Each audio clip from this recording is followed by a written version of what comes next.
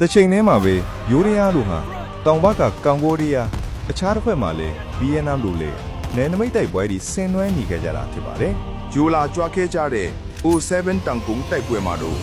မြန်မာတို့အနိုင်ရရှိခဲ့ပြီးယနေ့တိုင်မြန်မာတပ်များတပ်ဆွဲကာကွယ်ထားခဲ့ကြပါတယ် ဒီတိုက်ပွဲမှာမြန်မာတွေဘာလို့အနိုင်ရလိုက်ကြသလဲ မှတ်တမ်းမတင်ထားလိုက်ရတဲ့လူတွေသိမသိလိုက်ကြတဲ့မြန်မာတပ်မတော်တွေရဲ့ယုံကြည်ဖို့ခက်ခဲလုံးနဲ့all of ဆရာ Pure Mission Incredible Secret Mission အကြောင်းကို Thai F5E Fighter တွေနောက်ပြီး F16 တိုက်လေယာဉ်တွေဟာမြန်မာပိုင်နယ်နိမိတ်ကြီးတွေမြဝတီအပါအဝင်တင်ငန်းညီနောင်ဘက်ကိုမကြာခဏဆိုလို